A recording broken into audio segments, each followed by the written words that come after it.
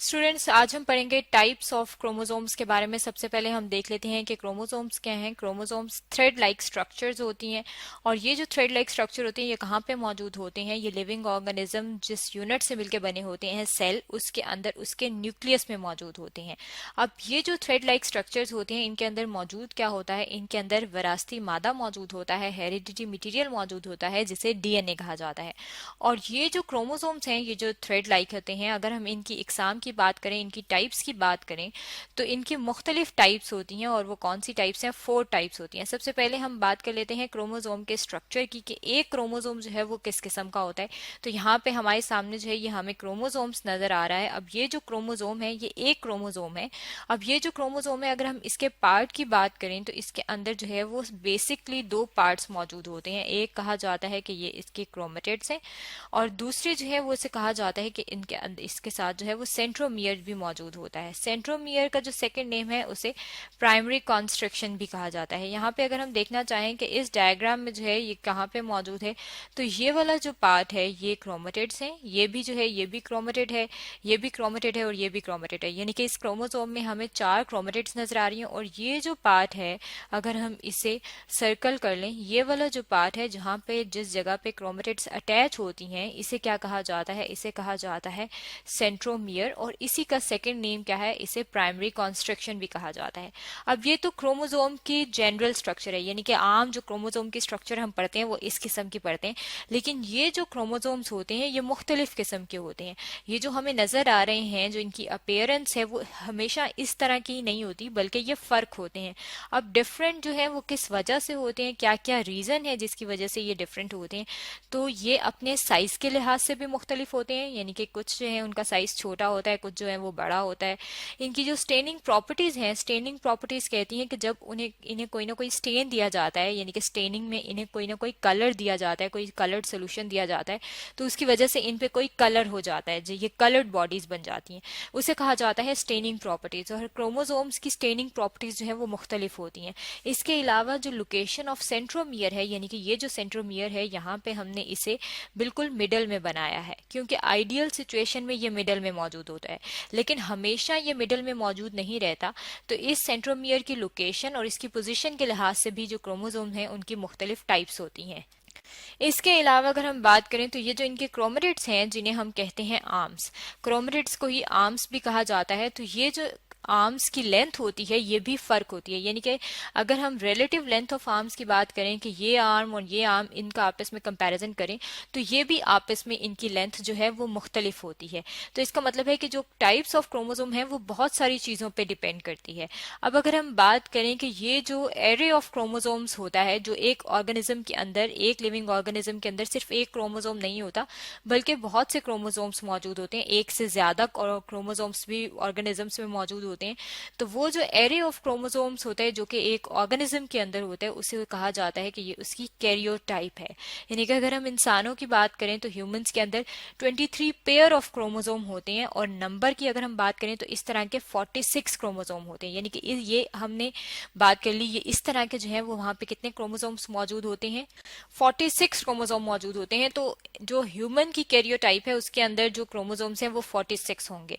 Karyotype कहते हैं array of chromosomes को। अब अगर हम बात कर लें टाइप्स ऑफ क्रोमोसोम की, तो इन जो सारी हमने डिफरेंसेस देखे थे कि किस बेस पे उनकी टाइप्स बनती हैं, सबसे पहले हम देख लेते हैं लोकेशन ऑफ सेंट्रोमियर, यानी कि सेंट्रोमियर की जो लोकेशन है उसके लिहाज से क्रोमोसोम की कौन कौन सी टाइप्स हैं। यहाँ पे अगर हम अपने सामने इस डायग्राम में देखें तो ये डायग्राम जो है इसमें हमें लोकेशन ऑफ सेंट्रोमियर के लिहाज से टाइप्स नजर आ रही हैं, और इनके जो है वो नेम दिए गए हैं।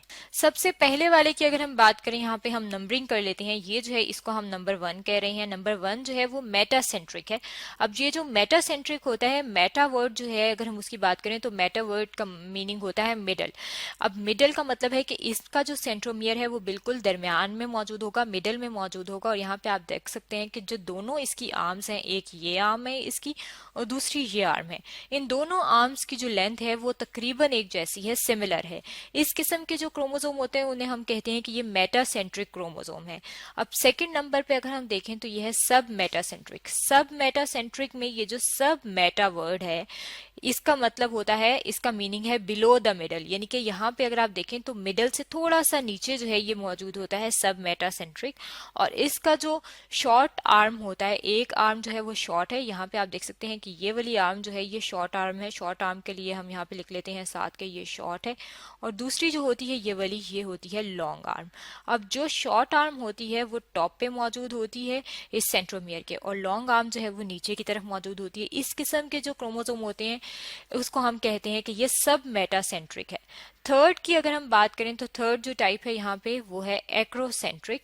और एक्रोसेंट्रिक कौन से क्रोमोसोम होते हैं, इनमें जो सेंट्रोमियर होता है वो बिल्कुल एंड के करीब होता है, यानी कि क्लोज टू एंड जो है वो इनका सेंट्रोमियर मौजूद होता है। इसे हम कहते हैं ये एक्रोसेंट्रिक है। और इसका ये जो दूसरा वाला शॉर्ट आर्म है ये बहुत ज्यादा शॉर्ट होता है, यानी कि सब मेटा के मुकाबले में भी ज्यादा छोटा होता है। और लॉन्ग आर्म जो है वो नीचे वाली जो है वो लॉन्ग आर्म है।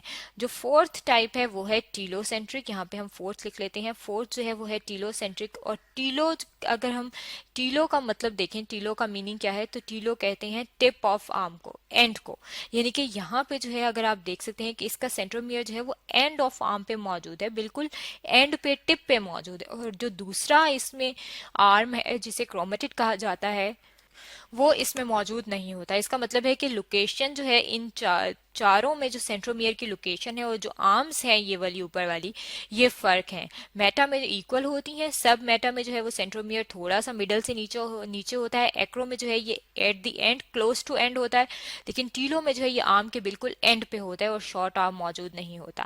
इसी तरीके से अगर हम बात करें कि ये जो क्रोमोसोम की शक्ल है, यानी कि जो शेप है, उसके लिहाज से अगर हम देखें कि क्रोमोसोम्स जो हैं उनकी कितनी टाइप्स हैं और किस किस्म के हैं, तो उसके लिए हम अपने सामने जो है एक और डायग्राम ले आते हैं। अब अगर हम इस डायग्राम को देखें, इस डायग्राम में यहाँ पे हम देख सकते हैं कि ये जो है ये मुख्तलिफ किस्म के क्रोमोसोम्स की टाइप दिखाई गई है। अब इस क्रोमोसोम की टाइप में अगर आप देखें तो यहाँ पे आप देख सकते हैं कि ए जो है वो क्या है, ए जो है उसमें बताया गया है टीलोसेंट्रिक, यानी कि जब टीलोसेंट्रिक क्रोमोसोम्स होते हैं, यहाँ पे आपने देखा था कि ये टीलोसेंट्रिक जो है, ये अगर हम अल्फाबेट के लिहाज से देखें कि ये किस टाइप के हैं, तो ये आई शेप का है। अगर हम आई लिखें, अगर हम के आई अल्फाबेट जो है वो किस तरह से होता है, तो आई अल्फाबेट जो है वो बिल्कुल इस तरह से होता है, ऐसे, ठीक है। यहाँ पे जो है ये इसको यूं करके इस तरह से दिखाया गया है, तो ये बिल्कुल आई शेप है। इसका मतलब है कि जो टीलोसेंट्रिक क्रोमोसोम है वो आई शेप्ड होते हैं। अब अगर हम एक्रोसेंट्रिक की बात कर लें, तो एक्रोसेंट्रिक में जो है ये वाली जो इसकी लॉन्ग है और ये वाली जो शॉर्ट आर्म है ये इस तरीके से मौजूद है। तो ये जो शेप है, अगर हम बात करें कि ये कौन सा अल्फाबेट बनता है, तो ये जे शेप्ड है।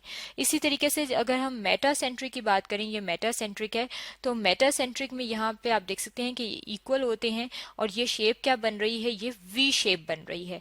तो इसमें अल्फाबेट कौन सा बनता है, वी बनता है। इसका मतलब है कि जो शेप ऑफ क्रोमोसोम है, अगर हम उसकी बात करें, तो शेप ऑफ क्रोमोसोम के लिहाज से ये जो है ये आई शेप भी होते हैं, जे शेप भी होते हैं और वी शेप भी होते हैं।